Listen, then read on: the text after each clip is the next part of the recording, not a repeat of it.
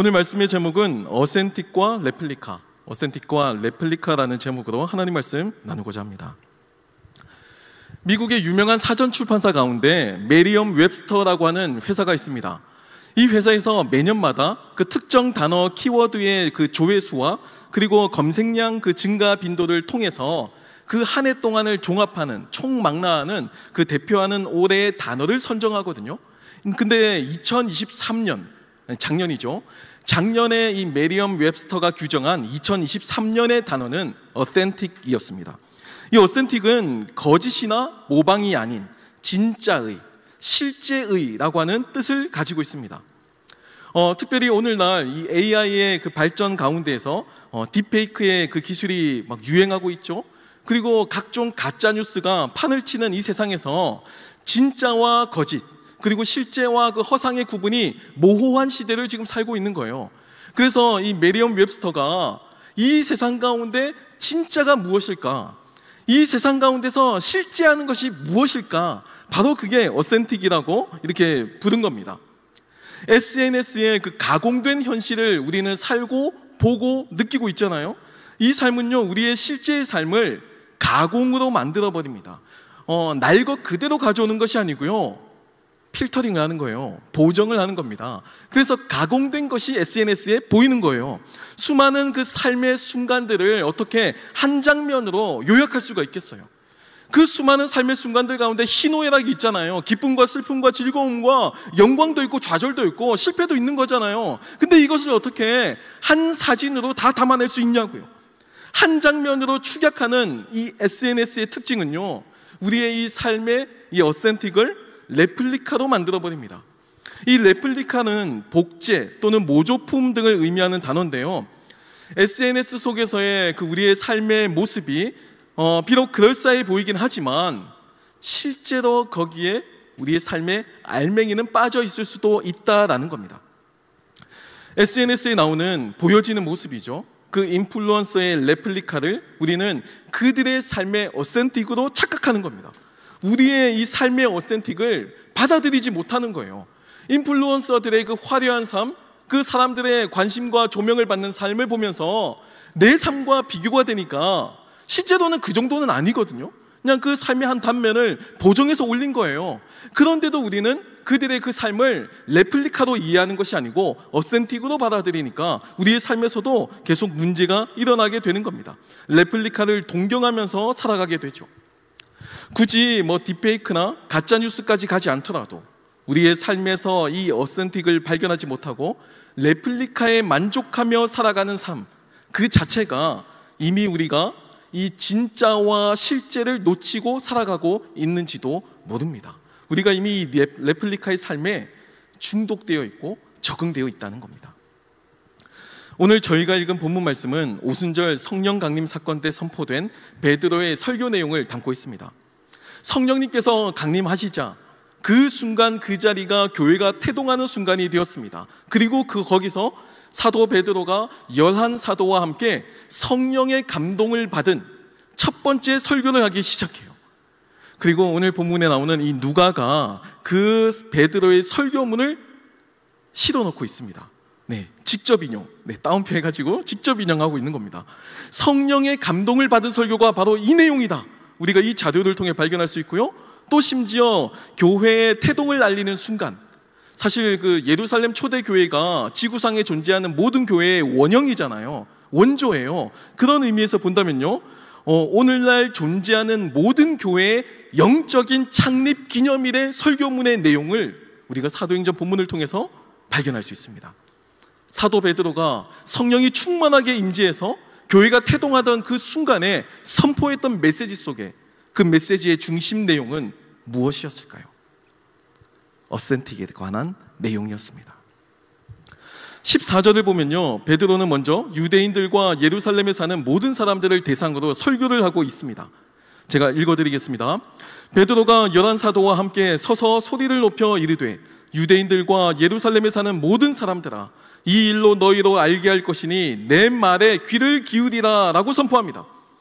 그리고 당시 성령 충만함을 받고 각종 난곳의 방언, 외국어죠, 그 외국어 언어를 가지고 하나님의 큰 일을 선포하던 그러니까 주님께서 죽으셨다가 부활하셨다라고 하는 이 복음의 메시지를 전한 겁니다. 이 사람들을 보고 그 당시 세상 사람들은 이해를 못했어요. 그래서 그들을 향해서 술에 취했다고 조롱하던 사람들에게 술 취한 것이 아니고 구약 성경의 요엘 선지자의 예언이 그대로 성취가 되었음을 사도 베드로는 힘있게 해석하고 메시지를 전달하고 있는 겁니다. 성령 충만함을 받은 사람들의 모습이 마치 술에 취한 것 같이 보였던 것과도 같아요. 사실 충만이라고 하는 이 단어와 또 술에 취하다, 그러니까 흥청망청 취하다라는 단어는 유사한 부분이 많습니다. 실제로 헬라어로도요, 이 플레르오라고 하는 같은 어원을 쓰거든요. 이 뭔가 충만하고 뭔가 흘러넘쳐서 내가 거기에 흠뻑 빠져 있는 것을 뜻하는 단어예요. 실제로 신약 성경에서도 성령 충만을 술 취함과 비교하면서 설명하기도 하거든요. 에베소서 5장 18절 말씀을 보면 술 취하지 말라, 이는 방탕한 것이니 오직 성령으로 충만함을 받으라 라고 전합니다. 그러니까 우리의 삶은요, 술에 취해 있든지 아니면 성령에 취해 있든지 이 두 가지 선택밖에 없다는 겁니다. 우리의 삶의 양식이 술에 취해 있든지 성령에 취해 있든지 이 두 가지 양식으로만 살아갈 수밖에 없다는 거예요. 실제로 우리의 삶에 가득히 차 있는 것, 내 안에서 흘러넘치는 것, 내가 삶을 살아나가는 원동력이자 에너지가 되는 그 근원, 그것이 무엇인지가 성령인지 아니면 세상의 다른 것인지를 지금 묻고 있는 겁니다. 내 삶을 이끄는 목적과 동기가 무엇이든 간에 우리는 어떤 것이든 하나에 취해 있습니다. 그것이 우리의 관심사를 집중시키고요, 우리의 삶의 모든 그 우선순위를 놓고 살아가게 만듭니다. 돈에 흠뻑 취해 있는, 돈에 플레르오가 되어 있는 사람은 오직 돈만을 바라보고 달려가죠. 성령에 흠뻑 취해 있는 사람은 성령 충만함을 입고 그 성령의 큰 일을 말하면서 달려나가게 되어 있습니다. 무언가 취해 있는데 그 취해 있는 사람이 성령이었으면 좋겠다라고 베드로가 말씀하고 있는 거예요. 오늘 베드로는 성령의 충만함을 받은 사람들의 그 삶의 형태를 이렇게 자세하게 묘사합니다. 특별히 요엘 선지자의 그 구약의 예언을 인용해서 이제 재해석을 하고 있어요. 아주 흥미롭죠? 구약 성경의 내용을 사도 베드로가 이 성경이 이런 뜻이었구나라고 해석을 해서 알려주는 겁니다. 오늘 본문 17절 21절의 내용입니다. 제가 읽어드릴게요. 하나님이 말씀하시기를 말세에 내가 내 영을 모든 육체에 부어주리니 너희의 자녀들은 예언할 것이요 너희의 젊은이들은 환상을 보고 너희의 늙은이들은 꿈을 꾸리라. 그때 내가 내 영을 내 남종과 여종들에게 부어주리니 그들이 예언할 것이요 또 내가 위로 하늘에서는 기사를 아래로 땅에서는 징조를 베풀리니 곧 피와 불과 연기로다. 주의 크고 영화로운 날이 이르기 전에 해가 변하고 어두워지고 달이 변하여 피가 되리라. 누구든지 주의 이름을 부르는 자는 구원을 받으리라 하였느니라 라고 선포합니다. 술에 취한 삶이나 성령에 취한 삶이나 무언가에 집중해 있는 건 똑같아요. 어떤 목적을 가지고 달려간다는 점에서는 굉장히 비슷하지만 술에 취해 있는 삶은 레플리카의 삶이고요, 성령에 취해 있는 삶, 성령의 그 목적대로 순종하며 나아가는 삶, 성령이 내 삶의 원동력이 되는 삶은 어센틱이라는 겁니다. 그게 진리라는 거예요. 베드로는 성령 충만의 현상을 요엘 선지자의 예언이 성취된 사건이라고 해석하고요, 이를 통해서 다가올 미래도 제시합니다. 다시 말해서 성령의 충만함, 이 플레르오를 겪고 나니까 과거의 요엘의 예언이 현재의 성취가 되고 다가올 미래의 모든 사건까지도 해석이 되는 겁니다. 과거, 현재, 미래가 지금 이곳 오순절날 이 교회의 태동의 순간에 만나게 되는 거예요. 이 시공간이 만나게 되는 겁니다. 특별히 유대인들과 예루살렘에 사는 모든 사람들에게 구약의 성경의 내용은요, 단지 지나간 과거의 역사가 아니었습니다. 출애굽에 대한 내용들, 아브라함을 부르신 내용들, 모세를 부르신 내용들, 이 모든 내용들이 하나의 경전의 내용이 아니고 이것은 유대인들에게는요, 오늘을 살아갈 힘이었고요, 또 미래에 대한 희망이기도 했습니다. 그게 그 삶의 이유이자 목적이었어요. 그것으로 충만히 넘쳐 있다는 겁니다. 하나님께서 우리의 삶을 이끌고 계신다. 우리의 민족이 순환을 당하고 어려움을 당해도 언젠가는 목적대로 우리의 본향대로 이끄실 것이다. 바로 이 열망이 그들의 삶을 이끄는 원동력이었다는 겁니다. 베드로는 성령이 임했다고, 이를 통해서 우리가 오늘을 살아가면 내일을 꿈꿀 수 있다고, 성령 충만함을 받은 사람들은 현실과 관계없이 레플리카에 현혹되지 않고 어센틱의 삶을 살 수 있다고 선포하는 겁니다. 여러분, 과거와 현재와 미래는 분리되어 있지 않아요. 여러분, 인과율이라고 아시죠? 원인이 있고 결과가 있는 거예요. 과학에서 많이 쓰이고 경험론에서 특별히 많이 쓰이는 거죠. 우리가 관찰하고 반복된 학습, 그리고 그 관찰의 결과, 그 경험의 내용이 진리라는 겁니다. 그것이 우리의 오늘 과학적인 방법론이기도 해요. 실제로 대부분 맞죠. 원인이 있으니까 그 원인대로 결과가 나오는 게 일반적인 법칙이긴 합니다. 과거의 경험이 오늘날 지금의 이 삶을 살아가고 있는 우리를 만들었어요. 그렇죠?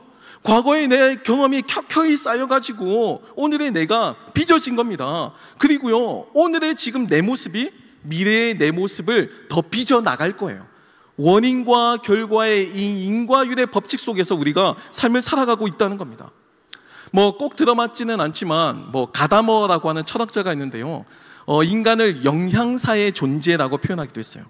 그러니까 인간은요, 어떤 사건을 가치 중립적으로 객관적으로 이해하고 경험할 수 있다고 생각하지만 착각이라는 겁니다. 그 환상이고 오해라는 거예요. 실제로 우리는요, 객관적인 것 같지만 편중되어 있습니다. 편향되어 있고요, 어디론가 기울어져 있어요. 나도 그냥 동떨어져서 오늘을 객관적으로 보는 존재, 새로운 존재 이렇게 생각하지만 실제로는요, 끊임없이 지금도 과거로부터 영향을 받고 있고요, 또 나도 과거와 현재에 영향을 주고 또 앞으로도 영향을 미칠 겁니다. 끊임없이 우리는 이렇게 영향을 주고받는 존재로 지금 현실을 살아가고 있다는 거예요. 그런 점에서 저는 이 어센틱이라고 생각하지만 실제로는 우리가 레플리카의 삶을 살아갈 가능성이 매우 크다고 생각해요.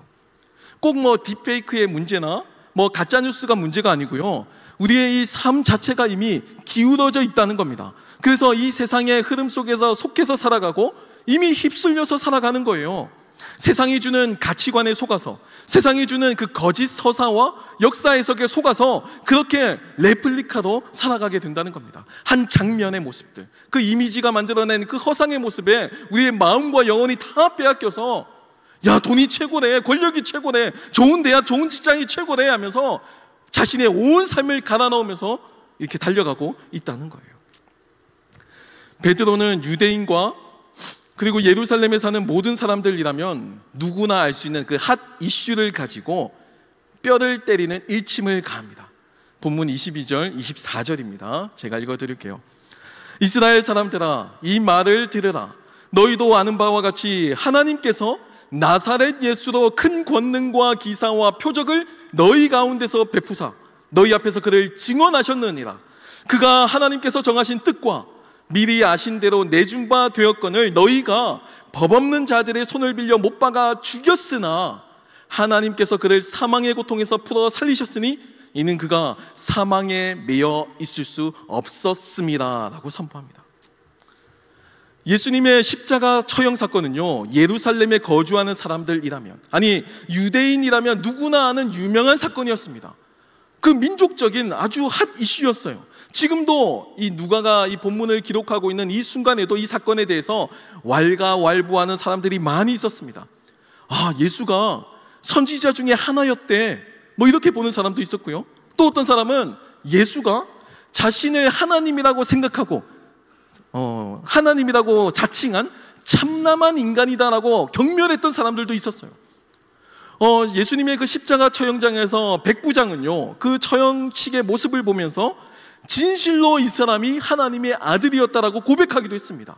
하나님의 아들로 믿는 사람도 있었어요. 또 어떤 이들은요, 제자들, 초대교회 성도들이죠, 어떤 이들은 예수님이 이 죽음에서 부활하셨다라고까지 믿기도 했어요.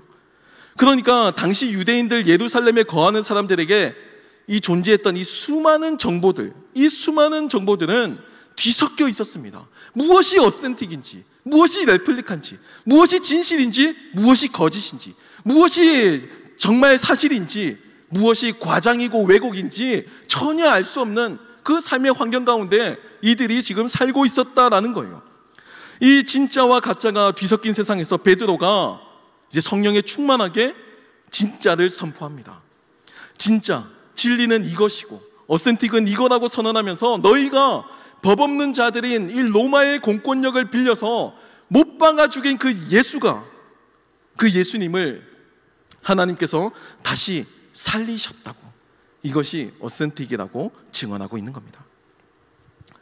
이미 지나간 과거지만, 이미 저질러졌어요. 유대인들의 손에서 이제 예수님이 십자가 처형당한 건 이제 묻을 수가 없는 겁니다. 이미 지나간 과거가 되었어요. 하지만 죽은 과거가 아니고, 돌이킬 수 없는 과거가 아니고, 부활하심을 통해서 우리의 현재가 지금 달라지고 있고 미래가 달라졌다라고 보여주고 있는 거예요. 인류의 운명이 이 순간 결정적으로 바뀌게 된 겁니다. 여러분, 원인과 결과가 완전히 달라지게 되었어요. 원인은 여전히 그대로예요. 삶의 조건은 여전히 그대로 남아있다는 거예요. 이 예루살렘에 있는 초대교회 성도들의 삶의 조건이 뭐 나아지거나 높아지거나 바뀌지 않았어요. 여전히 그대로예요. 하지만 그들의 결과가 달라졌다는 거예요. 예수님이 십자가에 처형당하셨지만 그게 인간의 선택이었고, 그로 말미암아 심판받는 게 우리들의 피할 수 없는 열매였고 결과였지만, 하나님께서 그를 부활시키심을 통해서 모든 것을 바꾸셨다는 겁니다. 현재가 이제 달라지고 있고 미래는 더 달라지게 될 거다라는 겁니다. 죽음과 사망으로 달려가는 인류가 죽음을 이기고 또 부활하심을 통해서 죄와 사망을 극복하게 되었습니다. 이제 새로운 미래가 열리게 된 거예요. 여러분, 초대교회가 태동할 때 이 새로움에 대한 가슴 뛰는 이 모습이 베드로의 설교를 통해서 한번 읽어줬으면 좋겠습니다. 초대교회 성도들이 이 설교를 들으면서 얼마나 미래를 꿈꾸었을까요? 모든 것이 끝났다고 생각한 그 순간에 현재가 바뀌고 있다는 것을, 우리의 삶의 조건이 달라지지 않았지만 우리 현재가 달라지고 있고 미래가 앞으로 바뀌고 있다는 것을 그들이 초대교회의 태동과 함께 바라보았을 때 그들의 심장이 얼마나 약동하고 있었을까요? 우리의 삶은 레플리카로 도배되어 있습니다. 진짜 삶은 무엇일까요? 제가 많은 돈을 벌고 높은 위치에 올라가면, 그래서 세상이 너 성공했다고, 너 잘했다고 칭송해주면 과연 제 삶은 만족하고 행복할 수 있을까요? 아닙니다. 성경은 결코 그런 일은 없다라고 선언합니다. 사람들은요, 현실의 고단함을 잊게 하기 위해서 미래에 대한 그 기약 없는 약속을 남발하는 가짜뉴스에 속고 또 속이면서, 심지어 알면서도 속아요. 왜냐하면 이것밖에 답이 없으니까. 이 현실 속에서 원인과 결과를 가지고 살아가면 내 삶에 달라질 계기가 나타나지 않아요. 그냥 앞으로도 쭉 이렇게 살 것 같아요. 그러니까 달라지지 않으니까 가짜뉴스라도 그렇게 되길 바라는 마음으로 내 마음속에 그냥 편향적으로 생각하게 된다라는 겁니다.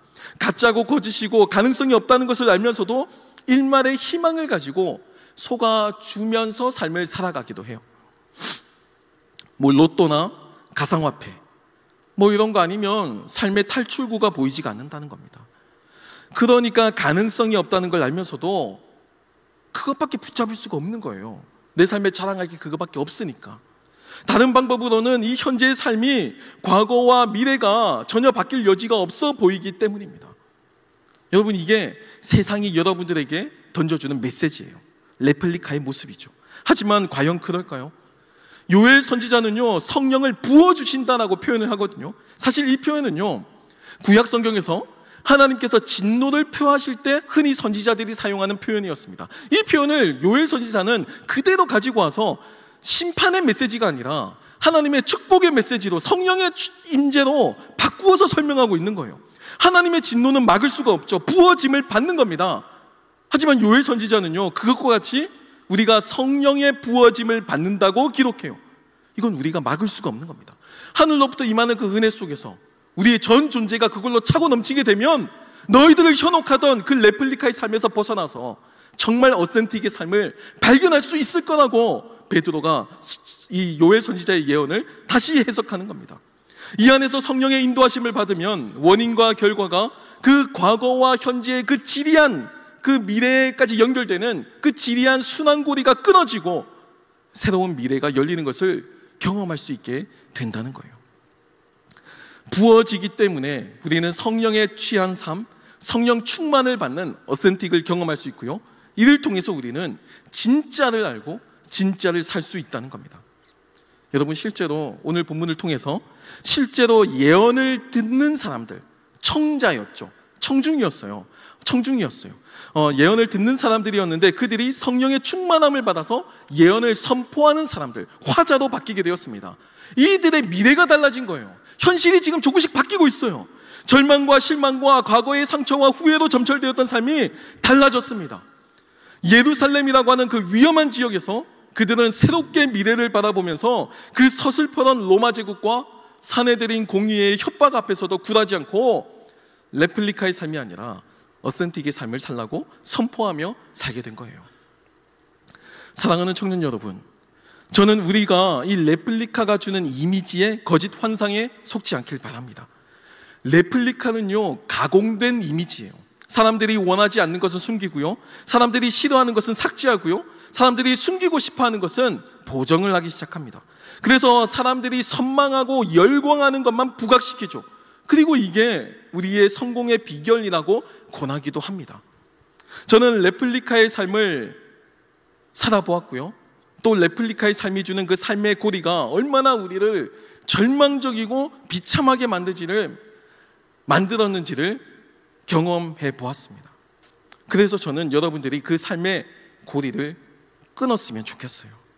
비록 예수님을 십자가에 못 박은 결정적인 과오를 범한 실수투성이의 과거라고 할지라도 그 성령의 충만함을 통해서 우리는 부활의 주님을 발견할 수 있다는 겁니다. 과거가 나를 규정하게 두지 말고 끊어내야 해요. 과거의 그 흐름에서 끊어낼 수 있습니다. 하나님께서 이루신 그 복음의 삶을 받아들이고요, 그 어센틱의 내 삶을 걸어야만 합니다. 초대교회 성도들이 마주했던 그 절망적인 삶의 조건들 속에서 그것이 우리를 규정하는 것이 아니고 부활하신 주님께서 오늘 우리를 규정하고 현재를 바꾸시고 또 다가올 미래를 새롭게 하시는 그 복음의 능력을 우리가 기대하며 나아가는 저와 여러분이 되길 소망합니다. 우리 이 시간 함께 찬양하고 기도하는 시간을 가지겠습니다.